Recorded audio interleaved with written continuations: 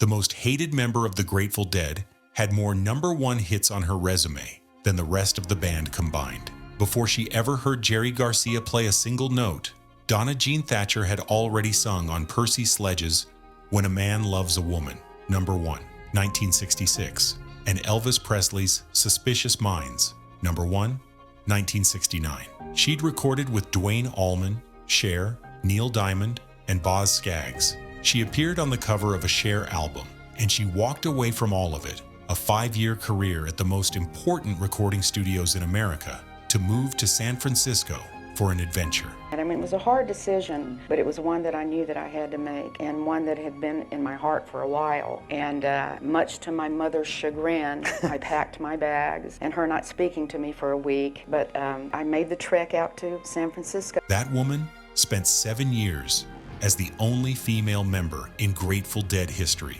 She wrote songs Jerry Garcia personally asked her to compose. She toured 8.5 months pregnant. She sang on Europe 72, Wake of the Flood, Blues for Allah, Terrapin Station, and Shakedown Street. She was inducted into the Rock and Roll Hall of Fame.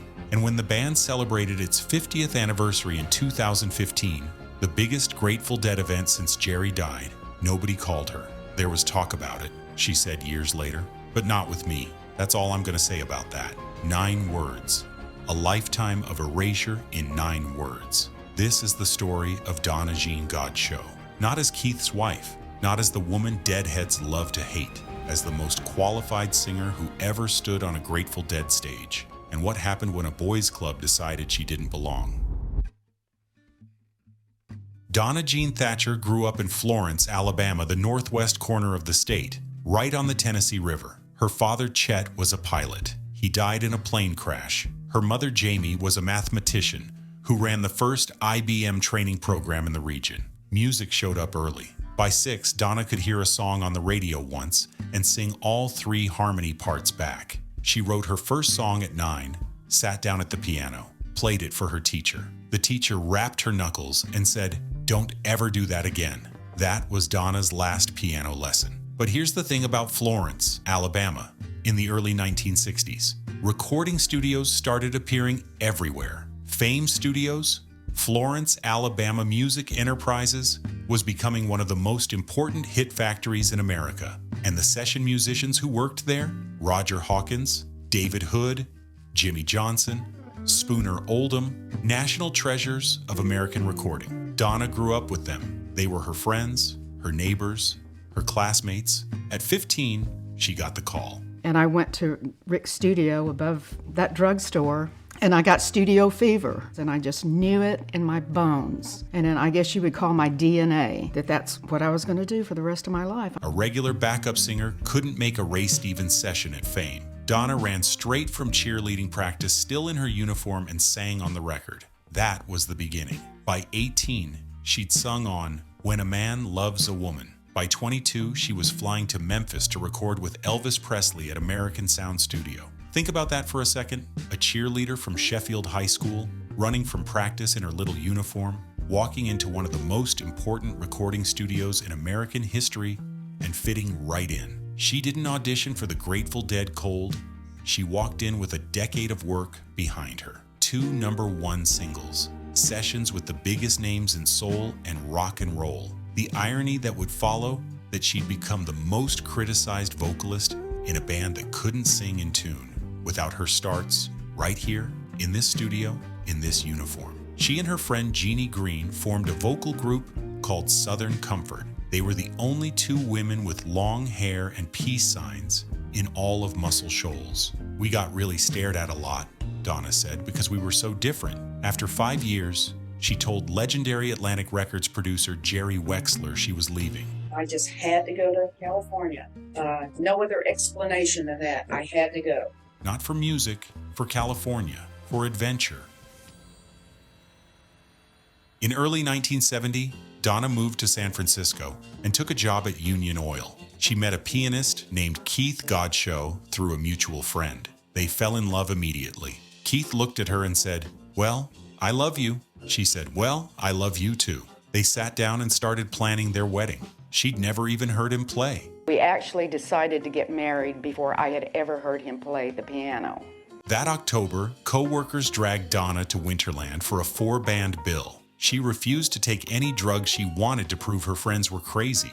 Then the Grateful Dead came on. The Grateful Dead came on, and they were on. It was like the magical Grateful Dead on. Who knows what I'm talking about? And I sat there, and my little pea brain was blasted all over Winterland. And something broke open inside her. She turned to the person next to her and said 5 words that would change her life and the Dead's. When I sing again, it's going to be with that band. Months later, Keith told her he didn't want to listen to the Dead anymore. He wanted to play with them. Donna's response was instant, "Okay, well, let's go get in the band." She approached Jerry Garcia at the Keystone in San Francisco during a break from a Merle Saunders gig. The first time, she and Keith were too nervous to go backstage. The second time, Donna wasn't nervous anymore. She said, and this is a direct quote from the Long Strange Trip documentary, "I had the audacity to come up to Garcia after a show and say, 'Keith is your next keyboard player.' She asked for Garcia's home phone number. Garcia gave it to her. What Keith and Donna didn't know the detail that makes this feel like destiny was that Pigpen had just been hospitalized. Tom Constantin was gone. Mickey Hart had left. The Dead were desperate for a keyboardist. Garcia invited them to a rehearsal. Keith sat down at the piano. Within 24 hours, he was on the payroll. Donna held back deliberately. She let Keith go out on 2 tours alone before she stepped on stage. Her first appearance came on New Year's Eve 1971. She sang One More Saturday Night. She was terrified. The audience, who had never heard a female sing with the Grateful Dead, I just thought, are they going to absolutely hate me? Are they going to start throwing eggs and tomatoes on the stage? Nobody threw anything. By March 1972, at the Academy of Music in New York, she was a full-time member. Bob Weir introduced her. "This here's Donna, and she's going to help us out." And then Weir did something nobody else had ever done. He started calling her Donna Jean, the full name. The Southern way. It stuck. Her first album credit with the band, Bob Weir's Ace January 1972, Wally Heider Studios. The liner notes read, Donna Godchaux, chick vocals. Remember that. It's going to matter later.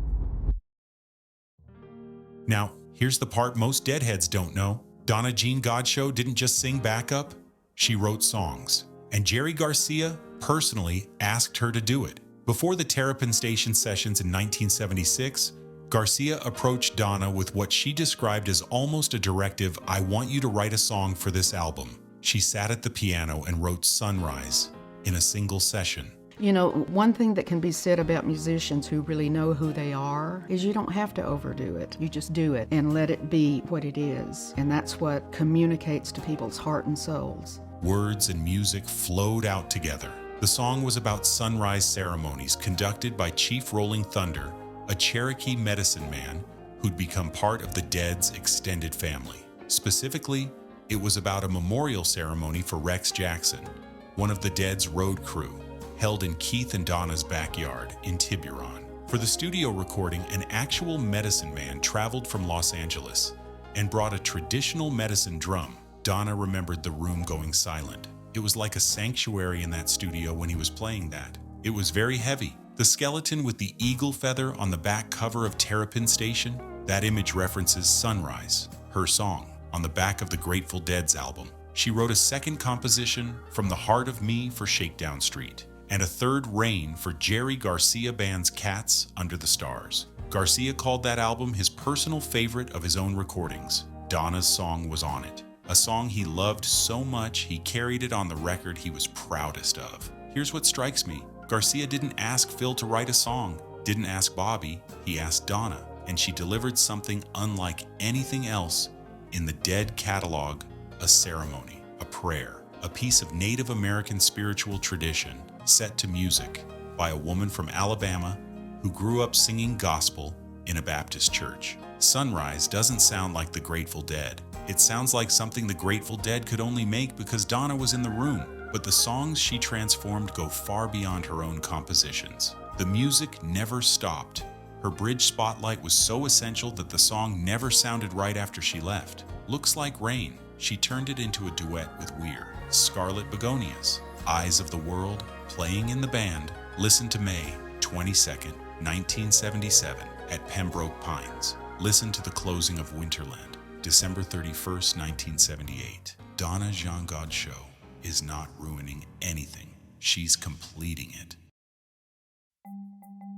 There is a 2-minute audio clip on SoundCloud called Donna Ruins Every Playing in the Band. Someone spliced together her improvisational wails, the 3 to 7 second vocal surges she'd throw into extended jams, stripped them of all context, and posted them as a joke. It went viral in Deadheads circles. It's been shared thousands of times, and it tells you everything about how one faction of the Dead's fan base decided to remember the only woman who ever stood on that stage. Now, here's what that clip leaves out. Those wails came from 17-minute improvised performances.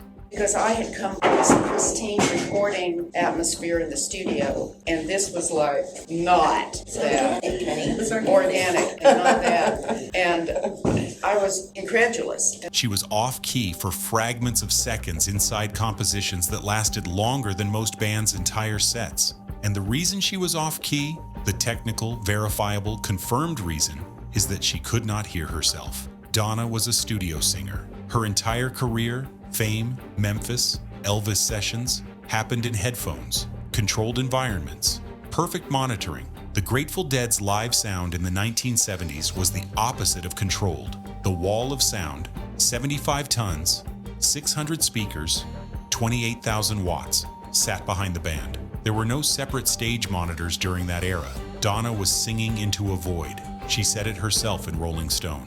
I was a studio singer, never singing off-key. I was used to having headphones and being in a controlled environment. Then, all of a sudden, I went to being on stage with the Dead in Winterland. Everything was so loud, and not to mention being inebriated. I can't defend myself very much, but I can't blame it all on that. And this is the part that should bother you the most. Bob Weir's early slide guitar was, by the admission of fans themselves, some of the most cringe-worthy playing in the Dead's live catalog. Phil Lesh sang more sour notes than sweet ones across 3 decades, and fans chanted, "We want Phil anyway." Garcia forgot lyrics constantly, dropped entire verses, played solos in the wrong key during his final years. Every single one of those men got a pass.